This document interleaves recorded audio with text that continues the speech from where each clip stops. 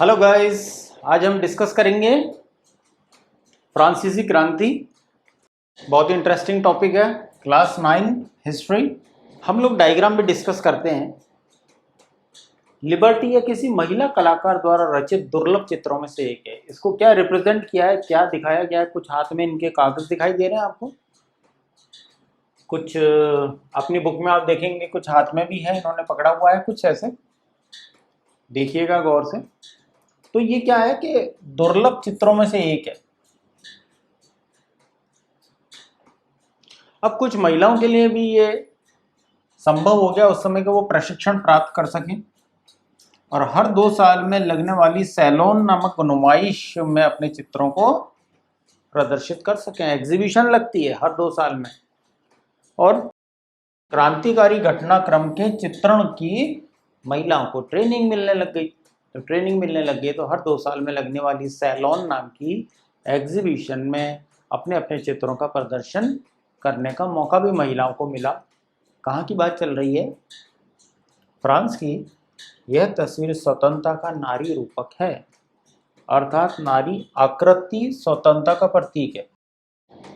ये लाइन मेरे लिए तो कम से कम बड़ी इंपॉर्टेंट है और आपके लिए एग्जाम के हिसाब से यह तस्वीर स्वतंत्रता का नारी रूपक है, अर्थात नारी आकृति स्वतंत्रता का प्रतीक है। इसको क्या बोलेंगे? इस चित्र को रूपक है।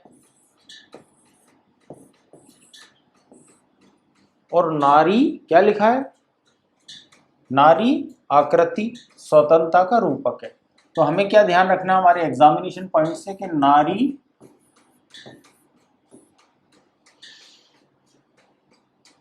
आकृति स्वतंत्रता का रूपक है, फ्रीडम।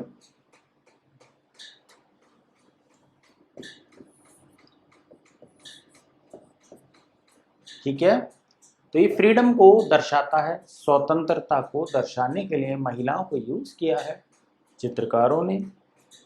इंग्लिश में इसको क्या कहते हैं? एलेगोरी। हिंदी में क्या कहेंगे? रूपक। याद रखिए। एक छोटी सी अपने नोटबुक या जिसको हम कॉमन में बोलते हैं ना कॉपी, कॉपी नहीं है, नोटबुक है वो। एक जो मैं अंडरलाइन कर रहा हूँ, ऐसे आप अपनी किताब में भी रखिए। छोटे छोटे हिंट जो मैं अपन यहाँ बात कर रहे हैं, नारी आकृति स्वतंत्रता का रूपक है, साइड में नोट्स बना लिए, इस डायग्राम के पास ही लिख सकते हैं। ठीक है, जब भी हमारा क्लास टेस्ट होगा, यूनिट टेस्ट, जो भी नाम देते हैं एग्जाम्स को, वहाँ ये सब छोटी छोटी एक्टिविटी फायदा करेगी। सन 1792 की गर्मियों की बात है। मैं जैकोबिनो ने खाद्य पदार्थों की महंगाई व अभाव से नाराज पेरिस वासियों को लेकर एक विशाल हिंसक विद्रोह की योजना बनाई। कब की बात है? वर्ष भी हमें थोड़े थोड़े अब प्रैक्टिस करनी है, याद करने की। जैकोबिन क्लब बनी हुई है, किस लिए? उन्होंने खाद्य पदार्थों की महंगाई और कमी, मतलब महंगाई क्यों है कि कमी है इस समय। हमने देखा कि एक तो खाद्य पदार्थों की कमी पड़ गई। मैंने आपको बताया था इससे पहले के वीडियो में, अतिवृष्टि हो गई, अनावृष्टि हो गई, तो और जो फसल होती थी बर्बाद हो गई। तो दोनों चीज एक साथ मिल गई। अगर खाद्य पदार्थों का उत्पादन ही कम है, महंगाई भी निश्चित रूप से बढ़ेगी। इस बात से नाराज पेरिस वासियों को एक विशाल हिंसक विद्रोह की योजना बनाई। अब की बार कैसा विद्रोह होगा? मारकाट वाला होगा, विशाल होगा, हिंसक विद्रोह। याद रखिए।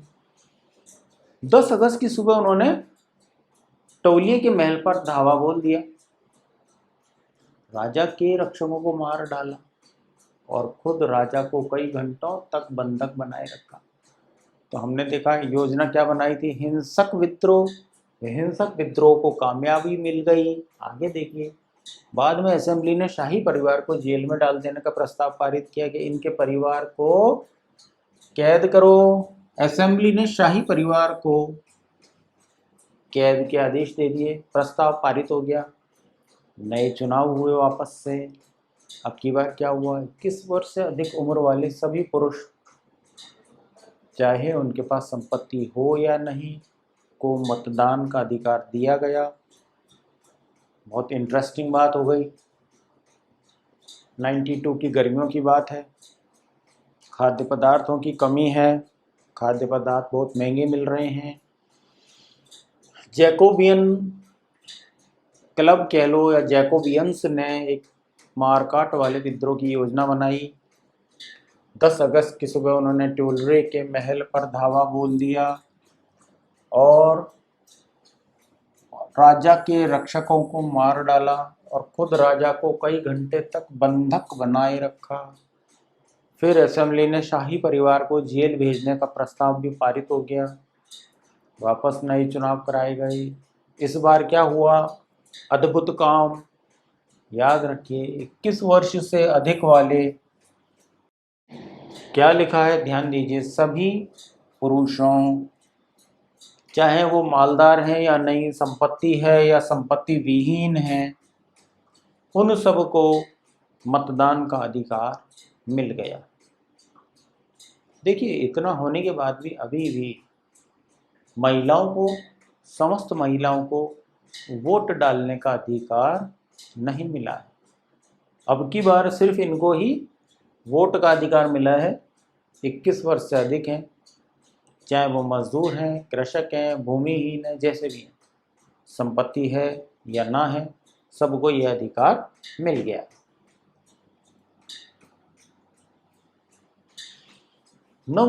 अब नई असेंबली आ गई। नवनिर्वाचित असेंबली को कन्वेंशन का नाम दिया। क्या नाम दे दिया अब इसको? जो नए लोग चुनकर आए, कन्वेंशन। 21 सितंबर 92 को 1792 को इसने राजतंत्र का अंत कर दिया और फ्रांस क्या बन गया? एक रिपब्लिक, गणतंत्र घोषित कर दिया। कब हुआ? 1792, 21 सितंबर। ये हमें ऑब्जेक्टिव टाइप में मिल सकते हैं। क्या बन गया फ्रांस? एक गणतंत्र। रिपब्लिक यानी उनका जो सदर होगा, जो हेड ऑफ द स्टेट होगा, वो चुना हुआ होगा। यहां तक क्लियर है? जैसे कि आप जानते हैं, गणतंत्र सरकार का वह रूप है जो जहां सरकार है उसके प्रमुख का चुनाव जनता करती है। गणतंत्र, लोकतंत्र, ये सब तंत्रों में कंफ्यूज मत होइए।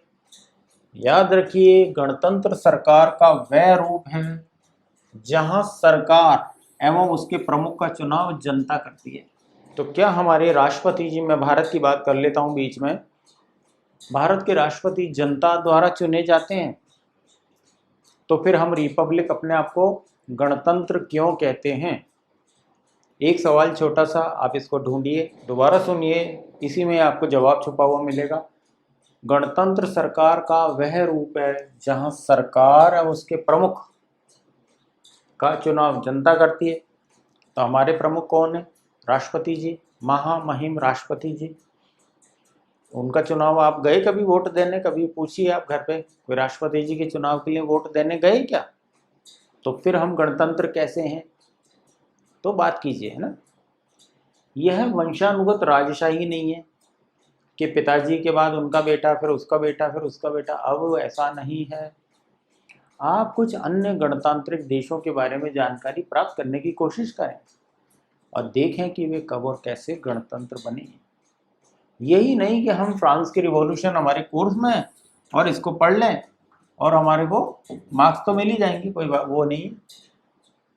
लेकिन कोशिश कीजिए, इम्प्रूवमेंट हमें बराबर करना है। लुई 16 को न्यायालय द्वारा देशद्रोह के आरोप में मौत की सजा सुना दी गई। अब लुई 16 का काम खत्म। क्या सुना दी? कोर्ट ने न्यायालय द्वारा देशद्रोह का आरोप लग गया है और क्या मिली? सजाए मौत। क्योंकि कर्म ही ऐसे थे। अब 21 जनवरी 1793 को प्लेडी लॉ कॉन्कॉर्ड में उसे सार्वजनिक रूप से फांसी दे दी गई कि देख लो साहब, सबके सामने फांसी दी है। जल्द ही रानी एंटोनिएटे को भी यही इनको हश्र मिला, यही इनका होना था, यही इन्होंने। क्यों? पब्लिक नाराज थी, खाने को नहीं, पाव रोटी के भाव, 2 टैक्सेस, मजदूरी, घट गई। और क्या हुआ, मजदूरी बढ़ी नहीं, टैक्स बढ़ गए, उधर महंगाई बढ़ गई, परिवार चलाना बड़ा भारी हो गया। तो ये समझने की बात है। तो अंत हो गया राजा का भी, रानी का भी। वैसे तो हम लोग क्या कहते हैं जब छोटे थे, एक था राजा एक थी रानी, और दोनों मर गए, खत्म कहानी। सच में वही हुआ है। मुझे लगता है हम लोग यहीं से सीखें। एक था राजा एक थी रानी, दोनों मर गए, खत्म कहानी। चलिए नई कहानी शुरू। आतंक राज। 1793 से 1794 तक के काल को आतंक का युग कहा जाता है। क्यों? देखते हैं क्यों, आखिर ऐसा क्यों हुआ। रोबेस्पियर ने नियंत्रण एवं दंड की सख्त नीति अपनाई। उसके हिसाब से गणतंत्र के जो भी शत्रु थे, कुलीन एवं पादरी, अन्य राजनीतिक दलों के सदस्य और उसकी कार्यशैली से असहमति रखने वाले पार्टी सदस्य को गिरफ्तार कर जेल में डाल दिया गया। और क्या किया, और एक क्रांतिकारी न्यायालय द्वारा उन पर मुकदमा चलाया गया। यदि न्यायालय उन्हें दोषी पाता तो गिलोटिन पर चढ़ाकर उनका सिर कलम कर दिया जाता था। आतंक का राज खत्म होने को है या शुरू हुआ है? भाई शुरू हुआ है। 2 साल 93 से 94 तक के काल को आतंक का राज कह रहे हैं। कौन आया सीन अब? रॉबेस्पियर ने क्या किया, नियंत्रण और दंड कंट्रोल करना शुरू किया, सख्त नीति अपना ली। उसके हिसाब से, रॉबेस्पियर के हिसाब से, जो भी गणतंत्र के दुश्मन है, चाहे वे बचे कुछ कुलीन वर्ग, राजाओं के रिश्तेदार मान लो आज की भाषा में, और पादरी वर्ग या अन्य राजनीतिक दलों के सदस्य, अगर उनकी कार्यशैली, देश की कार्यशैली जो सरकार बनी हुई है उससे मैच नहीं करती, या ऐसी कोई पॉलिटिकल पार्टी, राजनीतिक पार्टी के सदस्य भी अगर जरा भी अनुशासन के बाहर पाए जाते, तो एक क्रांतिकारी न्यायालय बनाया गया। ये न्यायालय क्या करता, मुकदमा चलाता उनके ऊपर। और अगर उस मुकदमे में कोई भी व्यक्ति दोषी पाया जाता तो क्या होगा, एक गिलोटिन बनाया गया। बस कुछ भी नहीं करना होता उसमें। ऐसा करते कि सिर को फंसाया, ऊपर से बहुत भारी सा छूटता और ये गर्दन कट गई, खत्म कहानी। फांसी वांसी में तो बहुत खर्चा आता है, ये बहुत सरल था। ये आपकी किताब में भी इसका डायग्राम दिया है, देखिए। तो गिलोटिन क्या है, फांसी की सजा देने में काम आता है। फांसी जैसी सजा, मृत्यु दंड को कहिए आप तो। उसका सिर फंसाया, या ऊपर से खटरा गिरा और वो कट गया, खत्म बात। गिलोटिन 2 खंभों के बीच लटकते आरे वाली मशीन था, जिस पर रखकर अपराधी का सर धड़ से अलग कर दिया जाता था। तो सरल हो गया, खर्चा भी कम। इस मशीन का नाम इसके आविष्कारक डॉक्टर गिलोटिन के नाम पर पड़ा। ये कभी कभी 1 मार्क क्वेश्चन में आता है। रोबेस्पियर की सरकार चल रही है। रोबेस्पियर सरकार ने कानून बनाकर मजदूरी एवं कीमतों की अधिकतम सीमा तय कर दी। अच्छा काम हो गया, सरकार ने तय कर दी मजदूरों की कीमत। गोश्त एवं पावरोटी की राशनिंग कर दी गई, सबको मिलेगी अब की बार। और किसानों को क्या, अपना अनाज शहरों में ले जाकर सरकार द्वारा तय कीमत पर बेचने को बाध्य किया गया। अपेक्षाकृत महंगे सफेद आटे का इस्तेमाल पर रोक भी लगा दी। इन चीजों को समझना हमारे लिए इस स्लाइड में आवश्यक है। पहला अच्छा काम क्या हुआ, रोबेस्पियर की सरकार ने मजदूरी और कीमतें अधिकतम सीमा तय कर दी। अधिकतम, देखिए, कीमतों की अधिकतम सीमा तय कर दी। शब्दों का जाल है, इसको समझिए। यानी पहले ये पेन मान लो 100 रुपए का था, अब रोबेस्पियर की सरकार है, उसने कहा 100 का नहीं बिकेगा भाई, अभी 80 रुपये का एक पेन आपको बेचना पड़ेगा। पहले किसी मजदूर वर्ग को मान लिया जाए कि वो देते थे 250 रुपये दिन भर काम के, अब एक फिक्स कर दिया कि 250 में काम नहीं करेगा ये आदमी 8 घंटे, इसको आपको देने पड़ेंगे 400 रुपये। तो फिर भी कीमतें तो थोड़ी कंट्रोल में आई और मजदूरी इनकी, मजदूर वर्ग की बढ़ गई। आराम आया जनमानस को? हाँ आया। और क्या किया, गोश्त और मीट की आपके पाव रोटी की राशनिंग, क्या भाई अपना कार्ड लाओ और जितना जिसके परिवार के हिसाब से ले जाओ, सब सीधे हो गए। दूसरा काम क्या किया, किसानों का जितना भी अपना उत्पादन है कृषि, शहरों में ले जाओ, सरकार द्वारा तय कीमत पर बेचो, सरकार द्वारा तय कीमत पर बेचने को बाध्य है। इधर उधर नहीं बेचना आपको, सरकार को बेचो। और ये आटा जो है पिसने के बाद गेहूं थोड़ा महंगा पड़ता है, इसके इस्तेमाल पर रोक लगाती। आगे चलते हैं।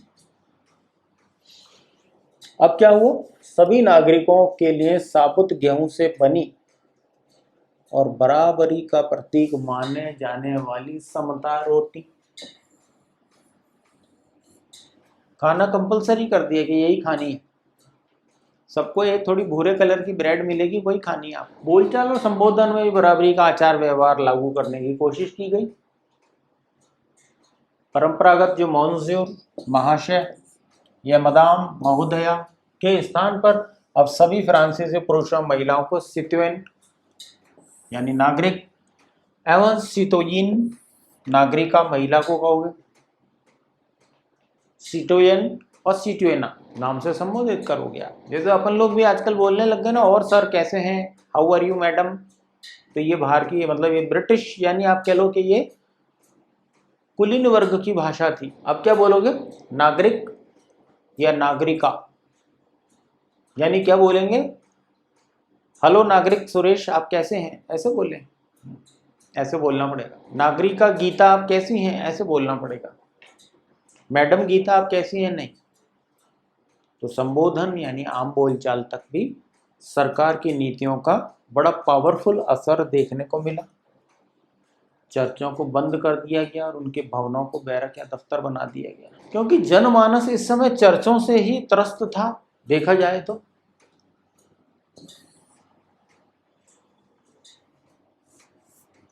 क्योंकि पादरी वर्ग